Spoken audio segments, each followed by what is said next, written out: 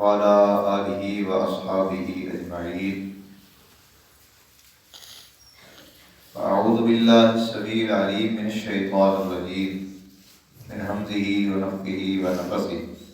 بسم اللہ الرحمن الرحیم. سورہ اعراف کی آیت نمبر 40 سے آج کا درس شروع ہو رہا ہے. اللہ سبحانہ و تعالیٰ پچھلی آیات میں بھی جہنم میں جانے والے گروہوں کا تذکرہ فرما رہے تھے، اور اس آیت میں بھی اللہ سبحانہ و تعالیٰ نے ذکر فرمایا ہے ان الذین کذبوا بآیاتنا واستکبروا عنہا. بے شک وہ لوگ جنہوں نے ہماری آیتوں کو جھٹلایا اور تکبر کیا. فرمایا لا تفتح لهم ابواب السماء، ان کے لیے آسمان کے دروازے نہیں کھولے جائیں گے. ولا يدخلون الجنة، اور وہ جنت میں داخل نہیں ہو سکیں گے حتی یلج الجمل فی سم الخیاط، یہاں تک کہ اونٹ سوئی کے ناکے سے داخل ہو جائے. اونٹ سوئی کے ناکے سے جب تک داخل نہ ہو جائے وہ جنت میں داخل نہیں ہو سکتے. وَكَذَلِكَ نَجْزِي الْمُجْرِمِينَ، یہاں تک کہ اللہ سبحانہ و تعالیٰ فرماتے ہیں اسی طرح ہم مجرموں کو جزا دیتے ہیں. اب یہ جو سوال ہے کہ اونٹ سوئی کے ناکے کے اندر سے داخل ہو جائے، تو یہ اللہ سبحانہ و تعالیٰ نے ایک محاورے کے طور پر استعمال کیا ہے.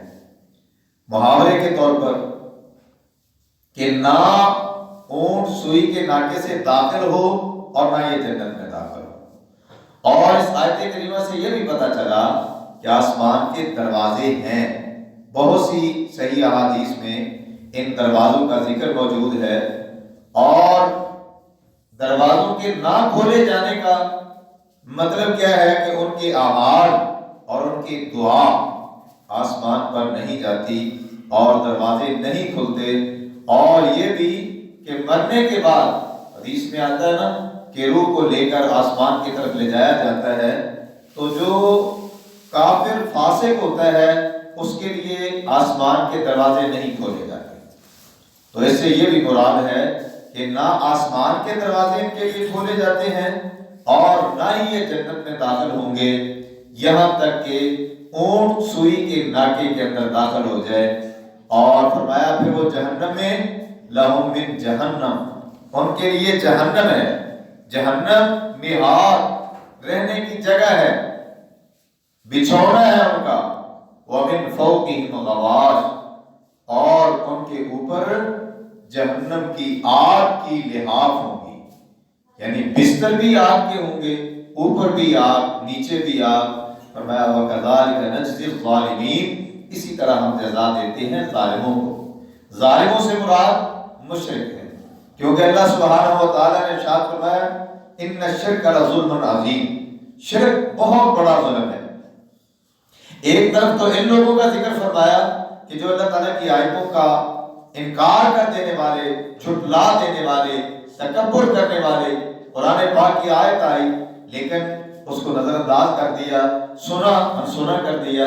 اور دوسری طرف کون لوگ ہیں؟ فرمایا والذین آمنوا وعملوا الصالحات، وہ لوگ کہ جو ایمان لائے اور انہوں نے عمل اچھے کیے.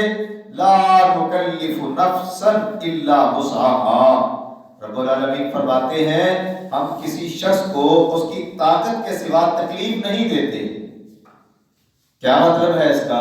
اس کا مطلب یہ ہے کہ جتنے فرائض ہیں اسلام میں، جتنے فرائض ہیں، نماز پڑھنا، روزہ رکھنا، باقی بھی جتنے بھی فرائض ہیں، وہ انسان کی وسعت کے مطابق، انسان کی طاقت کے مطابق ہے. کوئی ایسا عمل نہیں کہ جو انسان کر نہ سکے. اللہ سبحانہ و تعالیٰ نے اس میں بھی کمی رکھی ہوئی ہے، تخفیف رکھی ہوئی ہے. اگر کوئی نہیں کر سکتا، بیمار ہے، اس کے لیے اور حکم آ گیا. تو اللہ سبحانہ و تعالیٰ فرماتے ہیں لا نکلف نفسا الا وسعها، ہم ہر بندے کی وسعت کے مطابق ہی اسے مکلف بناتے ہیں. فرمایا اولئک اصحاب الجنہ ہم فیہا خالدون، وہی لوگ ہیں جنت والے، وہ اس میں ہمیشہ ہمیشہ رہیں گے.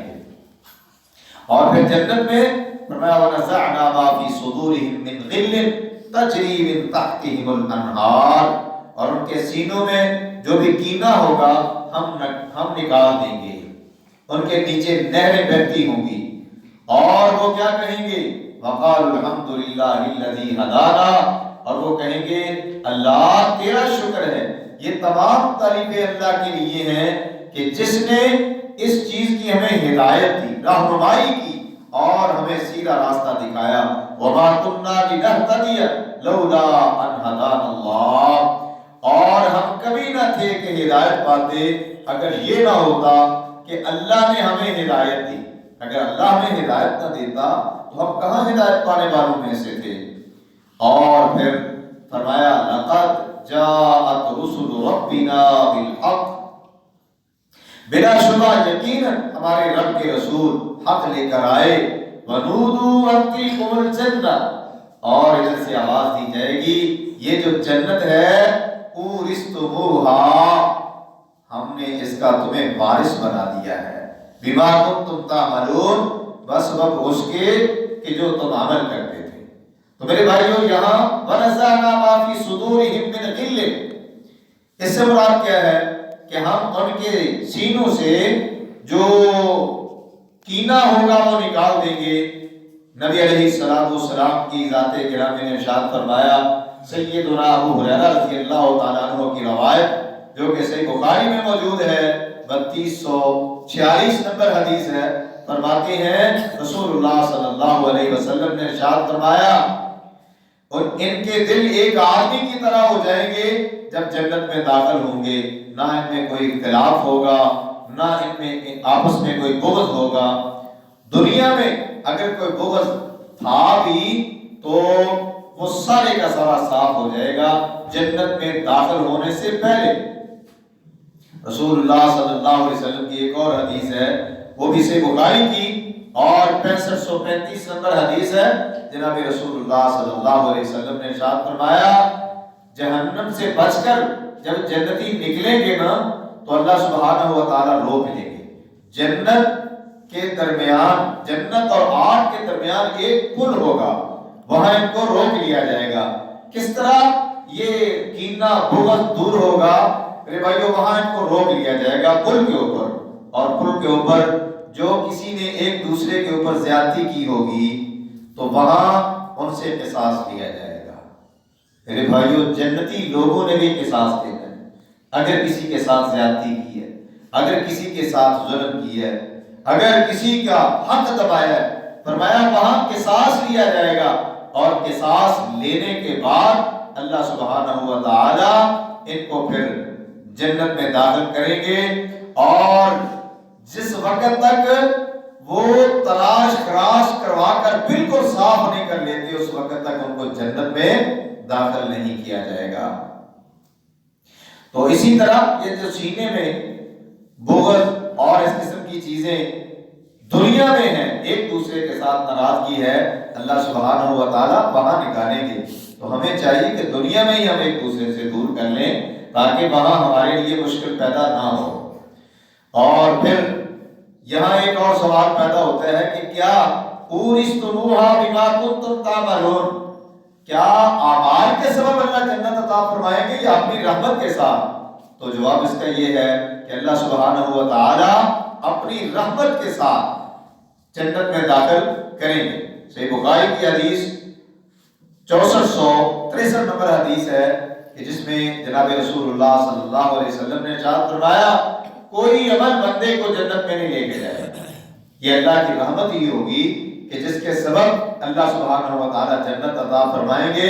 صحابہ عرض کرنے لگے اللہ کے پیغمبر کیا آپ بھی اللہ کے فضل اور رحمت سے جائیں گے؟ تو جناب رسول اللہ صلی اللہ علیہ وسلم نے ارشاد فرمایا ہاں میں بھی اللہ کے فضل اور اس کے رحمت سے جنت میں داخل ہوں گا۔ اعمال کے سبب کوئی بندہ جنت میں داخل نہیں ہو سکتا۔ تو پھر یہ جو اللہ سبحانہ و تعالیٰ نے ارشاد فرمایا بیمار کنتم تعملون، تو یہاں یہ بات جو ہے یہ سبب کے لیے استعمال ہوئی ہے، جس کا معنی کیا ہے؟ پیچھے فرمایا اورثتموها، ہم وارث بنا دیں گے۔ وراثت کیا ہوتی ہے؟ وراثت کیا خود کما کے بندہ محنت کر کے وہ پیسہ جمع کرتا ہے یا جائیداد بناتا ہے؟ نہیں، بلکہ وراثت ایسی جائیداد کو کہتے ہیں کہ جو بغیر تکلیف کے اور بغیر مشقت کے ماں باپ کی طرف سے جو منتقل ہو جائے اس کو وراثت کہا جاتا ہے۔ تو یہ جنت بھی اللہ سبحانہ و تعالیٰ فرماتے ہیں کہ میں بغیر تمہارے محنت اور مشقت کے تمہیں دوں گا۔ ہاں البتہ یہ ضرور ہے کہ سبب کیا ہوگا جنت میں داخلے کا، وہ تمہارے اعمال ہوں گے۔ اعمال ایسے کرو گے تو اس کے سبب اللہ سبحانہ و تعالیٰ تمہیں جنت میں داخل فرمائیں گے۔ اللہ سبحانہ و تعالیٰ سے دعا ہے کہ اللہ تعالیٰ ہم سب کو جنت میں داخلہ نصیب فرمائے اور ایسے لوگوں میں شامل کر دے کہ جو جنت کے باعث بنائے جائیں گے۔ اقول قولی ھذا استغفر اللہ لی ولکم ولسائر المسلمین وآخر دعوانا الحمد للہ رب العالمین۔